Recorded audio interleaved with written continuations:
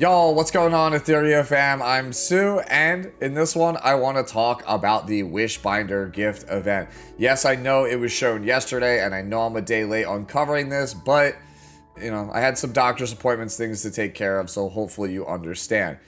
But in the last 24 hours that this event has been talked about, I've seen a huge spectrum of responses from not only other content creators, but players on the official Discord server.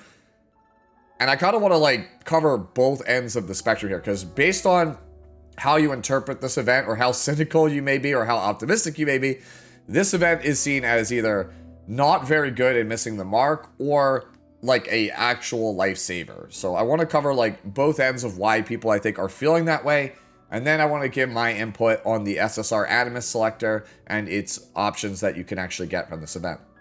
So in case you missed it, we are going to be getting this limited time event called Wishbinder Gift. When summoning Animus in a perfect summon, or permanent summon, you can earn Wishbinder points. Once your points reach certain thresholds, you can claim stage rewards such as Perfect Lattice, so this is your gold lattice for SSR characters, a Quantum Cipher Box, which is an SSR Animus selector, but you can only choose between Kloss, Veronica, and Tsukiyomi, and then a Quantum Prototype, which is a random SSR in case you don't know what that actually is. So, the big thing that I've noticed that people are not happy about is that it's one of two things based on who you ask. One, it's free stuff that's tied to summons. So right now, people are having difficulty getting all of the specific characters they need, but more importantly than that, getting the lattices they need in order to play characters. So to have an event that gives out Perfect Lattice, which is the biggest roadblock for 99% of players, I would say, and have it tied to premium currency, I've seen is kind of a miss. And I kind of agree. For an event that's meant to help players, tying it behind a potential paywall is not a good look. Now, if they shower us with a bunch of summons during the event, right? Or it's not that many, maybe you only need to do 2 or 3 multis to get the stuff. It's not that big of a deal, right? The biggest problem that I'm seeing from people that I'm talking to is people are saying that based on data that they have, I don't know if it's leaked data or whatever. I don't usually do leaks here on this channel, but people are saying, or speculating at least, that it's going to cost you 15 to 25 multis in order to get the SSR selector, right? So that is quite a lot. And if that's true, almost 3 pities or greater than 3 pities worth of stuff, the SSR selector kind of just loses all value at that point, right? If you have to roll 3 random SSRs to get a selector, especially when we're this late into the game, 2 months plus into the game, a lot of the enfranchised players have already gone through most of the free-to-play stuff, free-to-play rewards that you get, and you probably are getting a steady stream of anima prototypes to be able to do 1, maybe 2 multis a week if you're a free-to-play player or a low spender. So realistically, you're not going to be able to hit those thresholds if what people are telling me is actually true, right? If it's actually that much, there's just no way that you're going to be able to hit that. And a Perfect Lattice is similarly at a high breakpoint where it's you need 10 or 20 multis to hit it. It doesn't actually address any of the real issues. This becomes more of a whale event, something that is not really for everybody, and I really hope that isn't the case. Now, the second negative that I have seen here is the SSR Animus selection box. A lot of people feel at this point, if you're going to give out a selector, why not just make it open to any non-Apex Animus? So basically any red, green, or blue 5-star, or I should say SSR character, you should be able to choose it. And honestly, yeah, I don't really see the reason why not. Why wouldn't you just give a selector that lets you choose anything? Now, granted, the 3 choices that we do have are very good, but if you have all 3 of these and you're missing a specific character, for example, me, I have all 3 of these characters. I'm missing Tiamat. I would love the selector lets me pick a character like Tiamat. That would be super beneficial to my account. Or let's say you're still just without a real mocha and you want to be able to speed farm Inferno Doki Doki. Being able to pick that character up, that would be a really awesome thing. So I can understand the sentiment of, if you're going to give a selector, why not make it a selector for everybody? It doesn't really make a whole lot of sense. I do agree with people who have that take. And then this Quantum Prototype, it's a random SSR. I'm hoping that this is like the easiest to acquire of all the things. Well, honestly, let's be real. The Lattice should be the thing that should be the easiest to acquire. But like the fact that this is like third in the list of items makes me think it's the one that costs the most to get to. And it's probably the least desirable, right? Like the Selector guaranteeing getting something you want is a bit better than a random SSR. And the Lattice is the biggest roadblock for most players. So again, it's probably more desirable than a random SSR. So let me know down in the comments below how you guys are feeling about this event. Do you think it misses the mark and things like that, right? Because I'm very, very, very curious. I personally, for an event like this, would not have tied it to a premium summon thing. I would have had it tied to like stamina spent, for example, to get you engaged with the game. And, you know, if you want to refresh to get those milestones quicker, then that would be good as well. But at least that way, it feels like more people are actually actively involved. And we are getting a double buff event coming up this weekend on August 9th as well in the patch notes.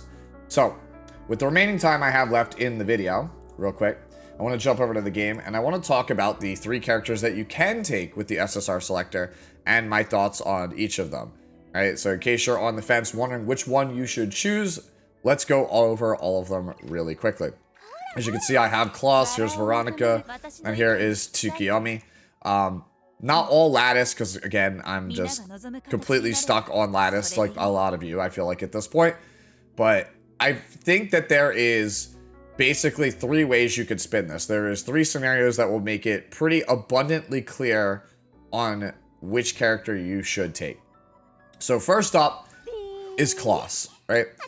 So how I feel about Klaus is, despite her being the fastest character in the game, she's just okay for PvP. Like, she's good, but not like game warping. There are better debuffers in the game for PvP than Klaus, but where Klaus I think really shines is in a lot of PvE content, especially if you come over here to Grim Pursuit. A lot of like the best clear teams for some of this stuff uses Klaus, especially Rengokutsu, which I feel like is a major sticking point for a lot of players. The like free-to-play friendly team in order to farm Inferno Rengo is this one here on your screen, which is Klaus, the 2-star Vice, the free Ling Luo you get, and then of course the Giga Chad himself, D-Ting. So this is like your free-to-play team. So if you are a PvE focused player, you don't have all of your thresholds done, all of your shells done, you're struggling in a lot of boss fights, right, for like Ember Trek and things like that, Klaus is gonna, I think, be that best pickup character for you, right? So if you are still struggling with PvE and you don't have Klaus, I think that she's gonna be, in my opinion, the #1 recommendation for you.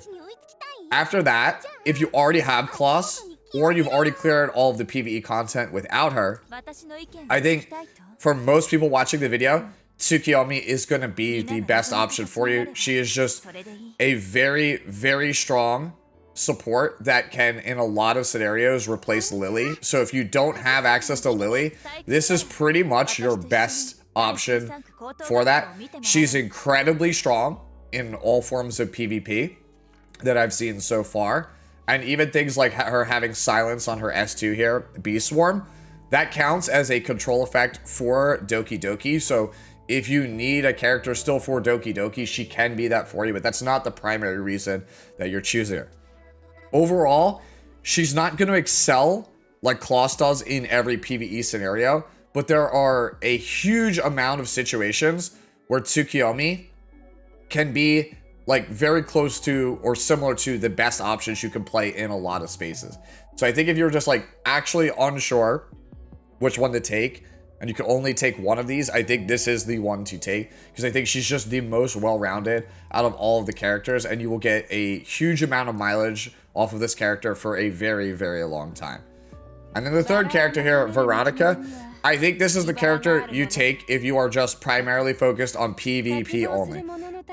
I don't really see her as being anything more than like a counter pick for things like your union fights, like your Guild War style offense, or even like Etheria and World Summit, right? Like, or Summit Arena, I should say.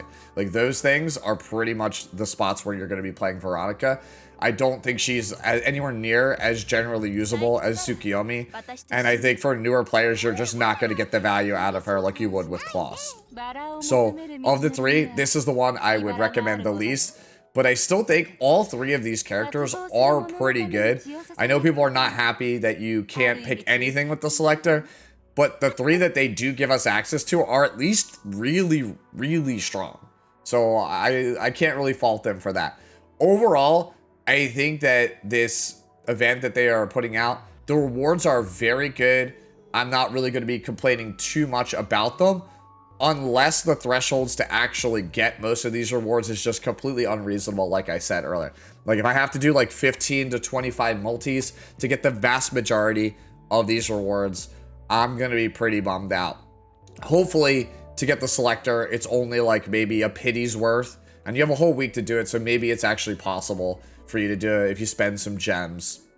Kind of use your stamina during the 2x event, use it into investigation, get some extra summons that way.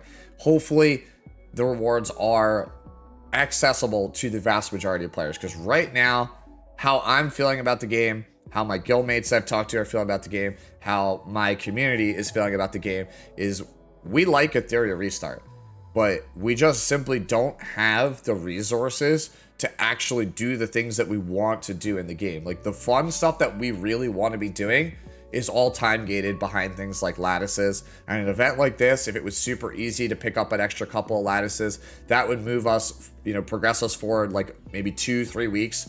That could be a pretty big game changer in terms of how we overall are enjoying the game.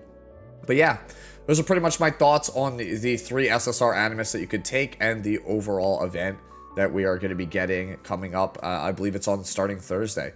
Let me know how you guys feel about everything in this event. Are you going to be going super gung-ho for the permanent summons, try to get these characters? Which of the 3 SSRs are you interested in? Would you have preferred it to be just a general selector where you could pick everything? Or do you think people are being completely unreasonable expecting an SSR selector that you could use on anything? Love to know any and all of your thoughts about Etheria Restart down in the comments section below. And as always, enjoy the rest of your day, the rest of your week. I'll catch you in the next one. Later now.